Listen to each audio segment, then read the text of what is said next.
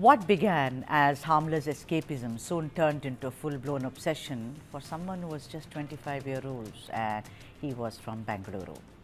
Now, this report appeared in the Times of India, and for nearly 14 hours a day, this person apparently lived in a kind of an imaginary, fantastical world, and inside the glossy pages of Japanese manga comics. Yes. Work, friends, family all faded away as he found comfort in fantasy worlds where heroes always win and villains never ever get punished. But when reality finally catches up, his mother then turned to NIMHANS shut clinic, where doctors found severe anxiety, internet addiction and deep-seated loneliness. Therapists say the young man's obsession was more than just fandom. It was his only coping mechanism. Through weeks of therapy, he's slowly redrawing the lines between imagination and life. Now, experts feel that this is not the only case. Manga overuse is now really on the rise amongst teens and youth and adults, young adults actually, who want to seek escape from stress, neglect or social isolation. One of my colleagues in office, she said that this happened also during COVID because they were all very lonely, and manga comics seems to be the only escape for them to keep themselves engaged mentally. You know, what happens is that when reality gets too harsh, even villains on paper can start to look like heroes. Now, apparently there is also what is called an anxiety avoidant syndrome. I mean, can you imagine? There are new things which are coming to the fore. But let's ask experts. We have two experts. Dr. Ravi Prakash, who's a psychiatrist. We are waiting for another, that is Dr. Raghavendra. Psychiatrist, I'm told he's also through. Thank you, doctors, for making the time. This is a NIMHANS story, and Dr. Manoj Sharma, but then you're all colleagues and you're all experts. Dr. Ravi Prakash, Dr. Raghavendra, I'm meeting you for the first time, but Dr. Ravi Prakash is a regular, and what an expert he is. What is this, Dr. Ravi Prakash? I read Chanda Mama as a child, I read Gerald Darrell, I read Enid Blyton, I read a lot of comics, Archie comics, I grew up on all that.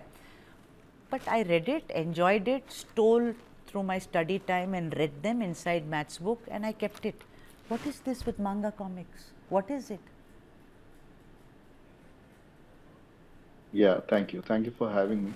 Actually, this is a very, very important topic. I have been talking about it for almost past 10 years now. So, manga comic, if you want to put it in a broader perspective, it will be something what falls in the category of compensatory usage of internet syndrome or theory, which says that we use internet for compensation of the emotional disbalances that we have in our day-to-day lives. But that is just one part of everything. So basically, you have partly answered the question by yourself only when you were framing it.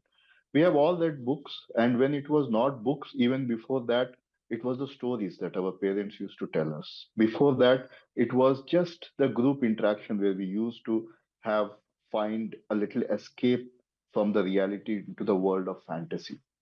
So basically, any kind of addiction, whether it is gaming addiction nowadays that is also in vogue, whether it is internet addiction for other reels and other very short, screen usages, or like this manga comics. Comics in general, they are a form of fantasy or elaborate fantasized worlds that they create in themselves. And when it is so freely available on the internet, it has become a part of the internet usage only, maladaptive internet usage.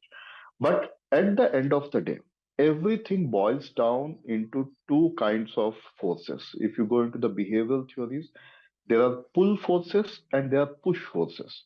The other thing, what you were describing just now, that we used to read Chandamama comics and we used to hear our stories so fascinatingly and so engrossed into our parents' stories, they used to tell us as if it was real. These are pull forces. They pull us into the story, into the fantasy. That is why movies exist. That is why all the kind of fantasies, theaters, movies, all those things are existing and prevailing because of this thing only, where we are able to, for a very brief period of time, escape and get pulled into the world of the fantasy. So that is okay, basically. In fact, there was one more study which was done on manga comics only. It divided the readers into two categories. One of them actually had a healthy outcome, who were reading it for fun, for aesthetic, for humor, for all sorts of positive emotions. But then the other side of the picture comes, which is based on basically push theories, push forces basically. So push forces, what are they? These are the forces which push the person away from the reality into the fantasy. And in this case, if you, I was just going through the case report. Oh my God, I can only imagine what the child, endured. And it was in his childhood that it all started, when he was some teenager, early teenager, and it all started at that age. And I could only imagine he was bullied in the school, he was neglected by parents, he was not good in academics, and he was again and again rejected from all kinds of social Doctors, contacts. I'm And this is sorry, I'm all. going to come back to this. We've got some breaking news. I'll come back to you, Dr. Raghavendra, Dr. Ravi Prakash. We've got a breaking news. Key security huddle underway at Prime Minister Modi's residence. Prime Minister Modi is chairing a high-level cabinet committee on security meeting in the evening after returning from Bhutan. For those who've just joined us, the breaking news, and it's all on your screens right now.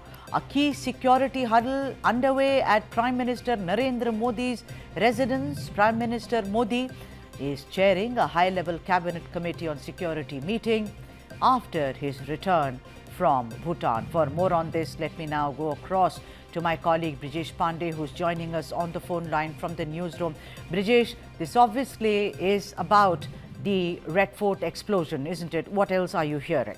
Well, absolutely, Sudha. This particular cabinet committee on security has been called by Prime Minister, and the entire cabinet is going to put Prime Minister up to date with what exactly is happening. Even as we speak, one more doctor from Jammu and Kashmir has been arrested by Jammu and Kashmir Police and ATS, which is working in close coordination with the national agency. I think the response to this particular terror attack, what all action has been taken, and what should be the way forward is all that is going to come up for discussion as far as this CCS meeting is concerned.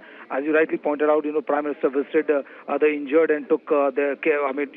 Known about their well-being as far as LNJP hospital is concerned. And after that, a series of raids which are going on across the country is taking place. One more doctor has been arrested, and it looks like that in next 24 to 48 hours we'll be in a position to find out the exact mastermind who plotted this and who all are behind this barbaric terror attack which took place on 10th of this month. Thank you very much, Brijesh Pandey. Brijesh Pandey there apprising us about what the CCS was all about, obviously in the aftermath of the Red Fort explosion. And now, let me now go back to the debate about the impact of manga comics on the youth, and Dr. Ravi Prakash, who's a psychiatrist, is joining us. He's already spoken. Dr. Raghavendra, also a psychiatrist, is still with us. Thank you, doctors, for your patience, for staying back. We were getting some breaking news. Dr. Raghavendra, if I want to come to you, let me ask you something. I'm a parent. I do not know about you, but I'm a parent. I have boys, and they've gone through all the rites of passage, as it were. I allowed them everything, but I was monitoring them. Anything in excess, whether it was, toys, whether it was too much of television, everything was allowed. TV, bunking school, everything was allowed. I did not want to put, kind of shackles around them. But the point is, where are parents here, Dr. Raghavendra? I mean, if a child is like disappearing into the fantasy world and thinking he's the villain from a manga comic and imagining all that, you remember, Dr. Raghavendra, there was one character on Hindi, at least, a television series where children were aping him and doing some ghastly things. So I'm asking you, what is the role of a parent here, Dr. Raghavendra? That's a wonderful question. I would really thank you for giving this opportunity, and it's a really burning topic. Where are the parents? That question actually haunts me a lot. See, many a times, most of the families, both the parents are working, and the connect between parents and children is also a bit less. And whatever limited time after 6 or 7, the family gets together, goes off in homework and various other activities. So the quality time is what we call it, and that is less. So they might spend good time sitting with each other, but the quality of the time, how beautiful that time is, how memorable those moments become is a bit less. The quality of that is dwindling. In a very, I can say, see, there are many families where there is a lot of connect, but somewhere the amount of time spent between each other in without gadgets and without any other agents, it's becoming less in between people, be it parents or anybody else. Socialization has become less, one. And parents themselves sometimes are into gadgets. They So, Dr. sometimes Raghavendra, I don't want to make parents feel guilty. I mean, we work because we need to bring the money, we want to put better food on the table. So, it's not a guilt trip one has to, I could do it, so what? I can't do many other things. So, I am just asking you how to create that balance, doctor, where you tell the child that you've done this for 1 hour, now please go out in the park and play or meet people, because I see, and I'm a novice. Children these days don't say hi to you, they are like this, hello auntie, yeah fine, there is no eye contact. yeah.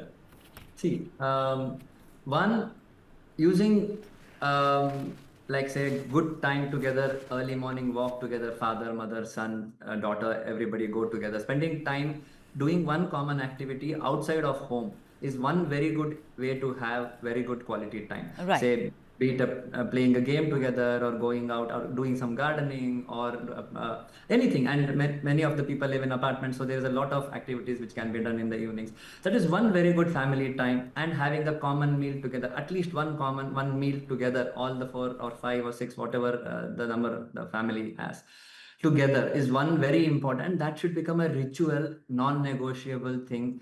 That should be free of gadgets and free of any distractions. Like say 8 to 8:30 family time dinner, everything is off. Everybody sits together and gets together. Since from age 1 to 2, it should start of the child, and that should become a family value and a non-compromising attitude of every member of the family. That is the first thing. So this is a preemptive. So to prevent these kind of things, these kind of checks and balances have to be in place. And like Dr. Ravi was telling, there were several checks and balances which could have gone wrong in that particular incident. And this is not just one, there are several such. All right, let me come back to you. Dr. Ravi Prakash, I want to come to you. There are big words, what is this anxious, avoidant personality? Then lots of other words are being used in lot of youth, not all, but some, who could just get so ensnared and attracted to this fantastical world of manga comics. But tell me something, by that logic, Dr. Ravi Prakash, you and I belong to this country. We have seen films where a hero has beaten 20 people at the same time without even getting up from the chair. South Indian movies, don't want to name the stars. We've seen where our comics are also, some of them, where a frog can change into a man, that man can change into a snake, so on and so forth. Westerners laughed at us, but we've lived through all that. How come at that time we did not get any anxiety, we were not disillusioned by all this, we were not delusional about all this, and we were absolutely fine? Is it because it's like putting a young man in solitary confinement and only giving him this with no connection outside? Is it because of that, sir? The cases of addiction, when we talk about, so there is a range, there's a continuum, you can say, but when it comes to addiction, it is, yes, mostly what you are saying. The person escapes to fantasy to avoid all the negative emotions from the society. And to understand that, we have to put our feet in that shoes that the person is wearing. A child, 12, 13 years of age, who is rejected by the other children for play such a basic behavior. You do not get proper, interaction at play from your peers, with whom you want to just spend some time, just because you are little overweight, and they are saying that because of you belong to this kind of physique, we will not play with you. And that kind of rejection, when you imagine that rejection is carrying from the friend, that is compounded by the abuse of the parents and the emotional neglect of the parents. With so many negative emotions in the mind, where will the child go? You were asking about all these big words. Let me put it very simply.